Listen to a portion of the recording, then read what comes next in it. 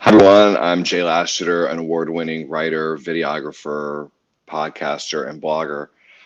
Mostly second and third place awards so far, but I'm going to keep plugging away and go for the gold and keep creating new content. And that includes this live stream, which I've been thinking about for a while. I've been enjoying a lot of live streams during the lockdown and thinking I should try this.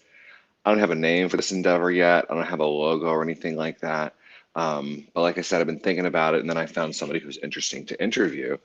And I'm like, let's just give it a shot. Let's get one in the can, sort of a soft launch, and see how it goes. My guest today is named Judy Gold. She's a legendary stand-up comedian, and she's an author. She's got a new book. It's called Yes, I Can Say That. And I've been listening to it on audible.com. And I didn't even realize that my first Audible was free. So I got to download it for free. But there you can see um, the book jacket of Judy's great book called Yes, I Can Say That. She uses comedy as a tool to examine free speech and the threat that free speech is under in America right now, not just from the usual old conservative voices, but also from the left a little as well, increasingly. Um, Judy is a gay Jewish, she's a Jewish lesbian. She's 6 foot tall, so she's out loud and proud. And the kinds of bits that she does are very political by nature. You'll notice that Judy has a Jersey accent, so we'll get into her Jersey pedigree at some point in the discussion. It looks like she's here with us, and this is the third time we've tried to do this, so hopefully third time's the charm. Hey! Hi, hey Judy, I can hear you.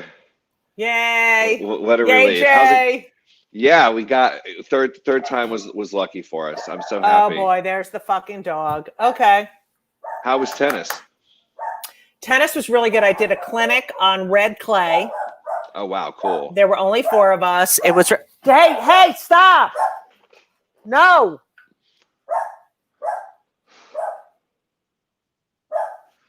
You got the show must go on. I hope my cat jumps into her at some This point. is not my dog. I'm gonna go put her upstairs, I think.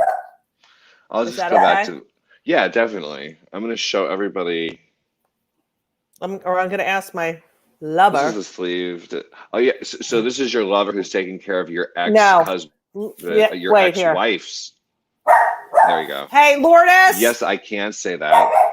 Please stop! Lourdes!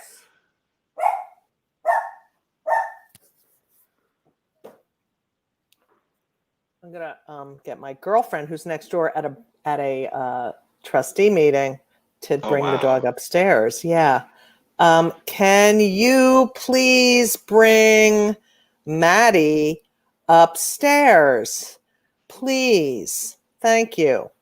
All right. So this is the story with the dog. My ex, this is such a lesbian story. Oh, look at her. Now she's all cute.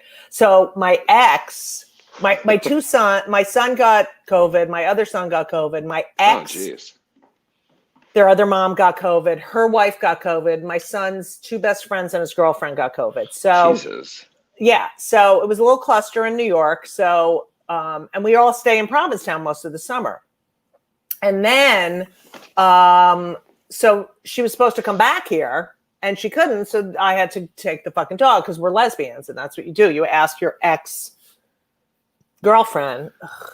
Well, it's funny because anybody who's watching is getting like an unvarnished glimpse into Provincetown / New York lesbian drama, like in its most natural form. Like if they look at gay people, lesbians don't ever let go. It's not like, yeah, we dated and that was the end of it. It's like and they're all connected and this one knows that one from this and that, and it's annoying. But the gay guys are just, are not like that. They're not emotionally, like, they're like, yo, yeah, fuck them. Like it's not a big It's thing. funny, Judy, in your book, Yes, I Can Say That, you talk about how stereotypes does not come out of nowhere. Right. They're not invented whole cloth. And we're talking about like, how do we handle stereotypes in an era where free speech is under attack? But then you look at, there's a lot of truth to some stereotypes about this tribe or that tribe or the other tribe. Right. They didn't come from nowhere.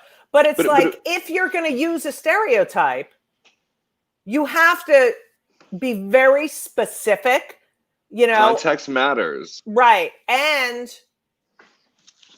you know, the thing is that you use a stereotype because you're part of that. You know it intimately. And you can, you know, unless you know something intimately, you can't joke about it really without, you know, if you have all the knowledge you need, you know what's funny about it. Like before when we tried, you know, the first time. When you said you just played tennis, which I just did, and I'm so happy you brought that up because that's such a lesbian thing to do. Well, but then you were talking about the joke. So, you know, I was playing tennis last summer, the summer before. Let me set that back. Yeah. Let me set it up for you. So, about halfway through your book, you were talking about your love of tennis, and you encountered a guy on the tennis court who would come sort of for a week every year, and you guys had played together in the past, and you had made a joke about going to an 80s theme party. No, it was, yeah. Well, no, it's Carnival. It's Carnival here, like our Mardi Gras. So he says, what are you going to dress? It's 80s. I think I'm going to go like as a disco something. And I said, oh, I was thinking of going as a distressed T-cell. So he cracks up. We're the same age. Yeah. So we're just laughing because we both went through the AIDS crisis, and we know if we weren't laughing, we'd be crying. So hello. So a week later, he comes up to me and he's like, you know, it's so funny because I told one of my gay guy friends who's really young, like who, you know, didn't live through the AIDS crisis, in his 20s, what you said, because I thought it was so funny. And he thought it was horrible. And I'm like, there you go. And they're the ones telling us what we can't talk about. We survived the AIDS crisis to be like policed about an AIDS joke, which you said it before. Listen, we watched our friends die. And if you're telling a joke about someone's immune system to someone who survived the AIDS crisis, that's a celebration of their longevity. Oh my God. It's a funny, you know, it just, you know, a joke is a surprise. It's something you don't expect. But, you know, if you laugh, it's an involuntary thing. So why are you stopping yourself from, it's funny. It doesn't make it any less horrible. You know, that's the thing. It just it makes us talk about it. In fact, you know, if you talk about things, you grow and you evolve and you teach. But like, if you just avoid words and ideas and events, we're going to repeat everything. Totally. It's going to be our own fear of sitting with like an uncomfortable concept, right? Of censoring to appease. I don't even know ever feeling uncomfortable, feeling, oops, I don't know how I should feel about that. Well, there's no growth without discourse. There's nothing. So, and you know, you saying it's not okay to talk about something when you know nothing about that event. That's not yours to, you know, talk about your stuff. Fine. You're going to talk about like video games or, you know, porn online, you know, fine. That's your porn makes good comedy for sure. Well, it's every guy, every straight guy talks about porn. But I'm just saying, it's like, you can't tell people what they can and cannot say. If you don't like a comic, change the channel, turn off the radio, but don't say, oh, I was offended, so I don't think that person should ever be able to tell another joke. It's. I was talking with a friend who's on the board of the ACLU of New Jersey. I love them, by the way. Same, I do too. And they defend some unpopular things sometimes. And sometimes they're bedfellows with the left, sometimes with the right. You just never really know. Even though generally I think they're a left-leaning organization. Because they're do-gooders. It's that's you know. But yes, they do. They do. They were talking about the censorship that happens in colleges. Yeah. In that's America. How the book came about. What's funny, because I was listening to the book and you do a good job of reading it. I don't know if every author is like as well suited as you are. I really enjoyed. I haven't read or listened to a book in a really long time. The vignettes were were nuggets, so I didn't have to digest anything too big. Right. And I actually took a lot of notes. I took a lot of notes about how you discuss how the history of comedy has been this sort of ongoing pushing of boundaries, and in defense of free speech, like how comedians have been locked up for words like tits. Oh Uh, yeah. Comedians that our generation, like Richard Pryor and George Carlin, and then And before Lenny that of Lenny Bruce. Bruce. Yeah. These are social commentators who probably have done more for free speech than any politician out there. Right. They're It's activists. right, because we speak truth to power. And that's why people are so threatened by us, because we do tell the truth, but we tell it in this palatable way that not only makes you like us, but it makes you think. A good joke makes you laugh and it makes you think. And just think about how comedy has changed the world. You see an LGBTQ comic plus whatever on stage. The law is getting bigger and bigger. The I acronym, have a isn't whole it? thing. I added Oh, me the too, umlaut girl. and Oh, the pi sign. I've added. all of it. God, yeah. But I'm just you an know old what? gay guy. Right. When I think of, there were comedians who were out. Like Robin Tyler was really the first out comedian. She in the 70s she was out, and then you go through the 80s, and there were a bunch. There was the Funny Gay Males. There was Leah Delaria. There was Reno. There was Frank Maya. There were a bunch of Mario Cantone. Is he Mario. He gay? didn't. He came out later, but Mm. yes, he wasn't. There were a bunch of, and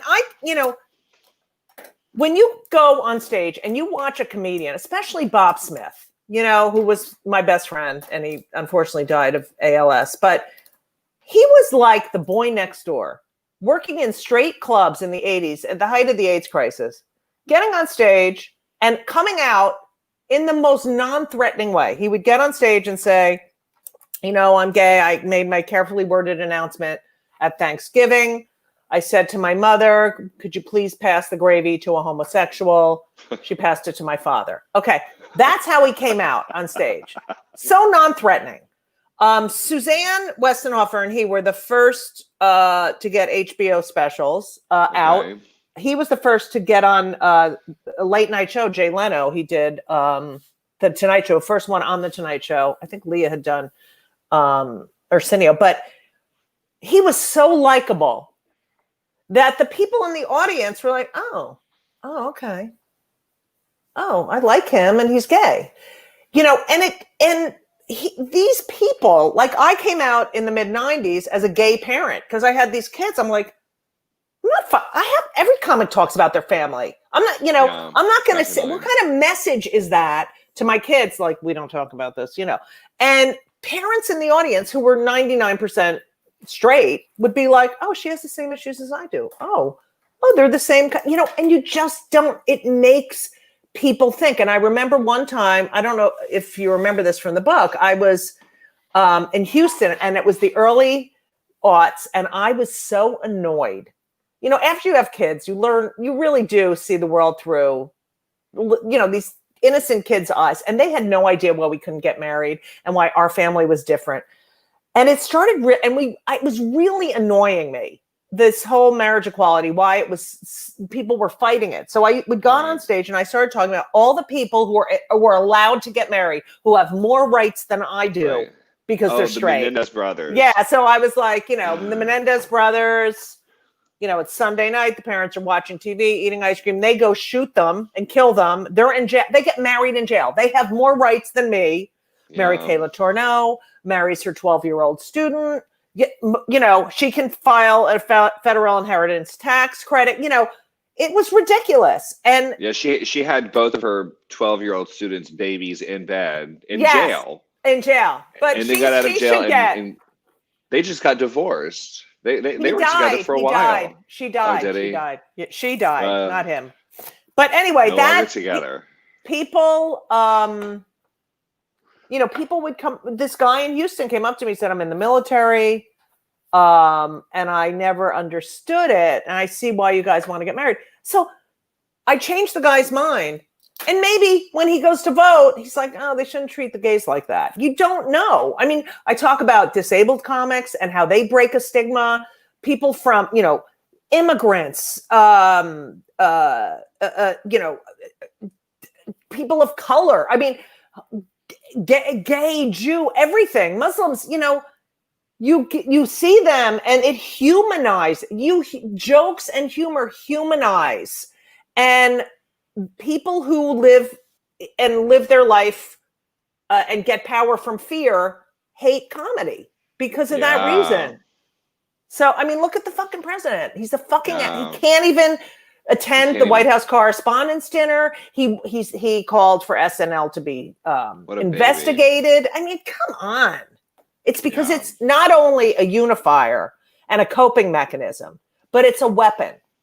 And it's a really powerful weapon when you use it correctly, which is why you can't shut people up.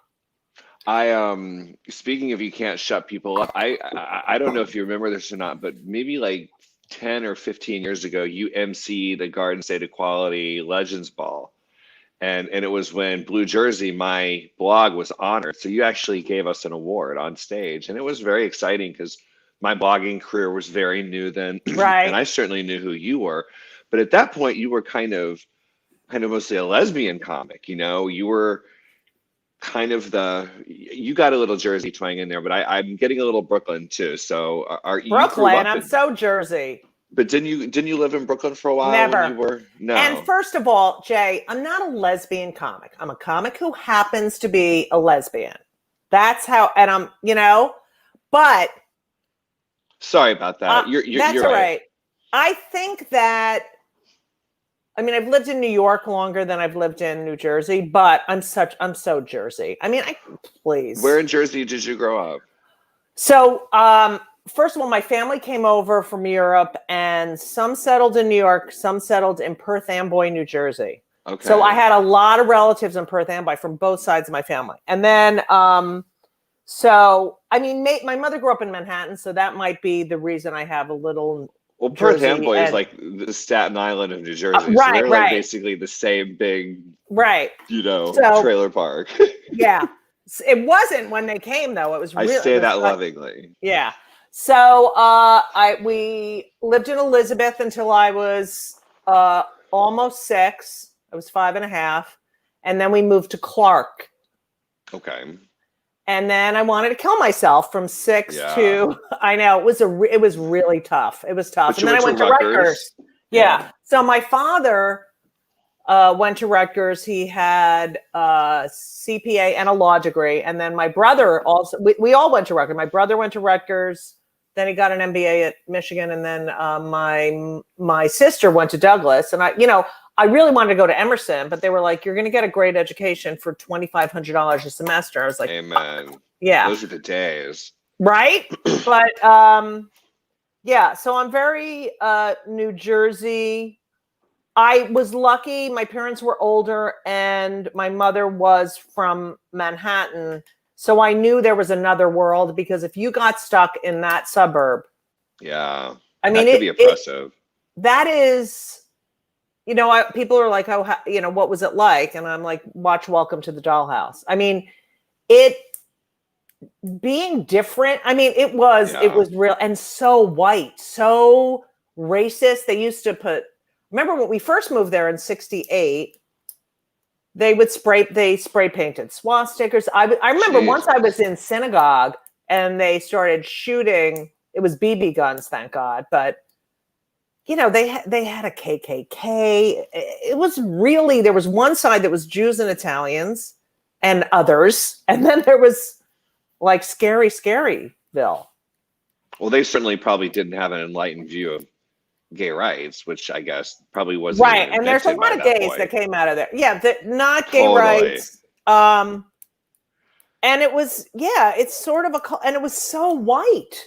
It was so, and I was like, what is it? And I came from Elizabeth, You know who else comes from Elizabeth is Marsha P. Johnson so yes, that's right. Okay. I did read that. Yes. So they're putting up a statue and honoring her in the town where she was born. I love that. Our readers might not know this. Marsha was possibly threw the first shot or brick at Stonewall, the police, the riot uprisings against police violence. She was an AIDS activist, one of the Yes. early AIDS activists. They didn't even use the Trans word transgender activist. then. Yeah. Right. She was a trans activist. Yeah. And she's a Jersey, a product of our state. She was such an important contributor to LGBT history. Stonewall kicked off everything. She started that from Right. Elizabeth. And so they will be honoring her. And I'm glad that I mean, you live Oh. there. So surely you Oh, can I want to take go to pride that in. when they undo that, when they I'll unveil keep it. you Love. posted for All right, sure. please. Yeah, So, I love Jersey. I mean, here's the thing with Jersey. It's like your sibling. It's like I can make fun of Jersey, but you can't. And also, so I get very defensive when people are, but that being said, I didn't enjoy my high school years. It wasn't pleasant. And I'm glad they're over. Definitely. But it's close. It's so interesting. You can live 27 miles from the biggest city in the world, the most cultured area in the world, and have no knowledge of that or ever. Oh, I didn't go to the city. And it's 20. It's like what are you? What? Get on a train. It's like ridiculous. Being a gay kid in the 70s and in my case in the 80s, it was hard. Oh my God, because you knew, like, it's so weird how I can't tell anyone this. There's something wrong with me. You talk about this in your book. Yes, I can say that. You talk about you knew you were born this way. I did too. And I also knew that you can't tell anybody. Anyone. And how we knew that is like, because my parents never said they never said anything against gays or blacks, or we were just not, that wasn't our, but we didn't, but I just we were knew. Programmed to be furtive about our true selves, and you think about how damaging the closet is, because you part of your whole shtick is your outspokenness, is that you've been out, and even when you were, even when your discomfort with it, even the scar tissue and the lumps of having to work twice as hard in the industry that you work in just to get gigs. And you talk about how if somebody doesn't like one of your jokes and barks back, how hard it is to work to get that crowd. Is like, you guys are scraping up there behind that microphone. I just never realized how vulnerable you are up there, while you're on the one hand speaking truth to power, wielding this amazing weapon, but you're like naked up there. Oh yeah. And you're constantly, when you're up there, you really can't focus on anything else, because you think, okay, they didn't laugh at that, so then they're not going to like that, and then I'll move this here, and then there's a person drunk in the corner, and oh God, there's a blender going on. I mean, it's just, it's like, you're directing traffic and an orchestra at the same time. But writing a bit and bringing it on stage and getting a laugh. I mean, there's literally nothing better. Nothing better.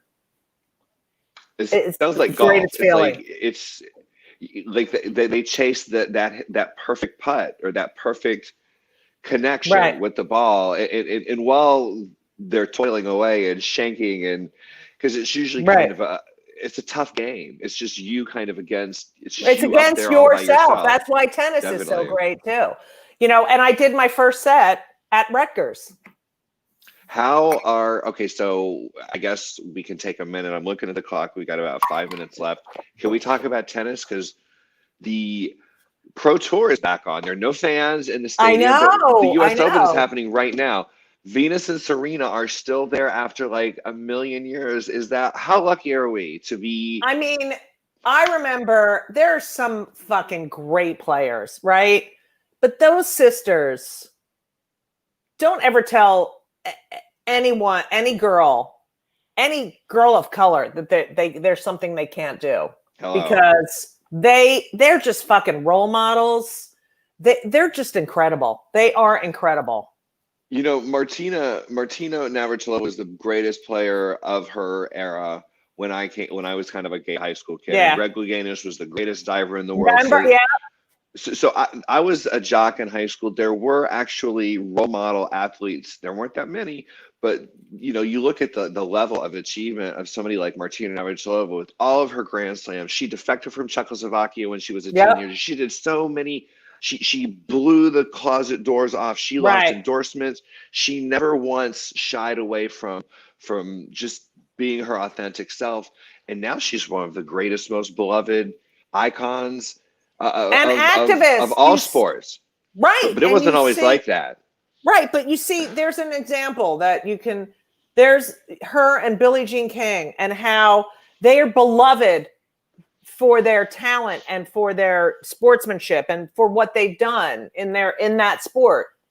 And yet, because you adore them, because you respect them, because they're so dignified, you think, wow, she's gay. Maybe they're not so bad.